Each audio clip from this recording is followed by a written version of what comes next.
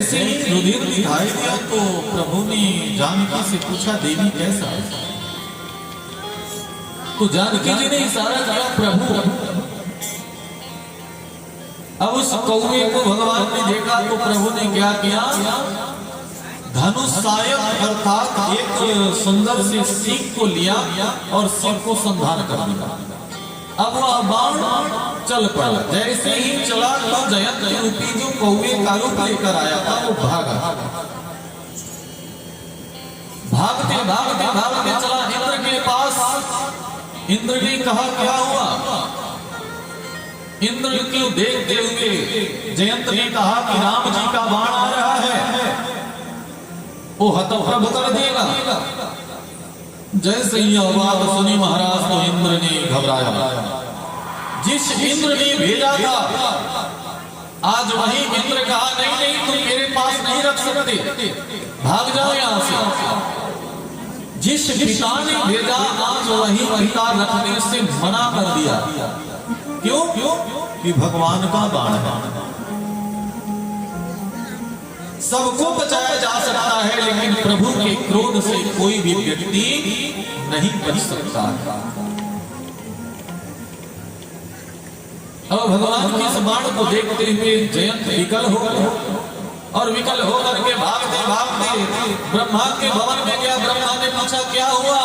राम जी का बाण आ रहा है। ब्रह्मा ने कहा, नहीं यहाँ भी कोई ठौर ठिकाना नहीं। महेश के पास गए, उन्होंने भी टुकराया। सबके पास दौड़ते दौड़ते कोई जब नहीं रखा तो एक संत को दया आ गई। तुलसीदास ने कहा, नारद देखा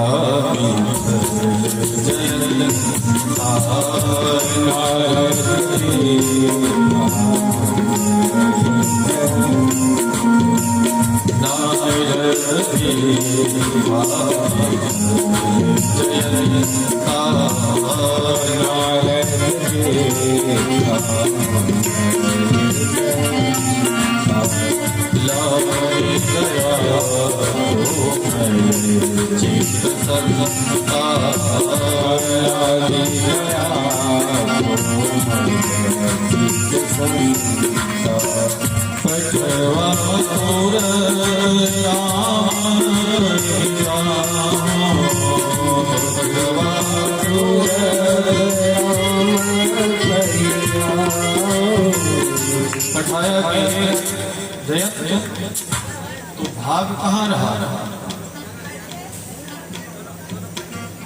तो उसने कहा, हे प्रभु, मुझे किसी ने बैठने को नहीं कहा।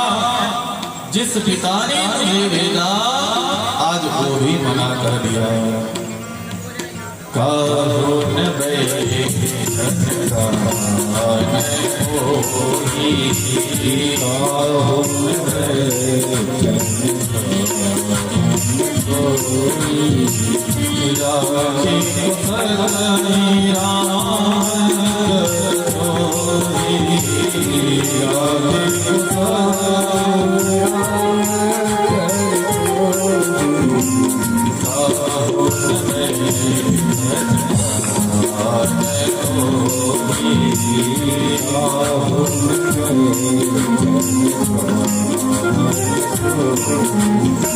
किसी भी इस वजह से बैठने को नहीं कहा कि तू राम जी से द्रोह करता, और राम जी से द्रोह करने वाले को कोई भी बैठने को नहीं कर सकता।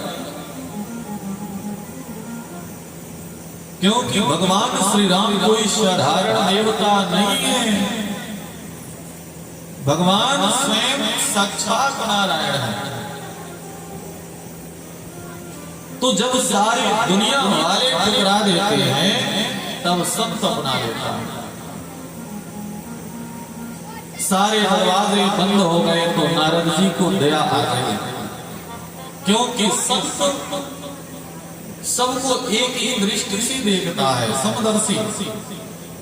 उसमें छोटे बड़े ऊंच नीच धनी निर्धन किसी का कोई बात नहीं।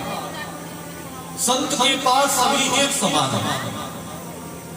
और नारद ऐसे संत नारद जी जिसको मिले सबको भगवान का ही दर्शन कराया। पार्वती जी को मिले तो भगवान शिव का दर्शन हुआ, प्रहलाद जी को मिले नरसिंह भगवान का दर्शन हुआ, और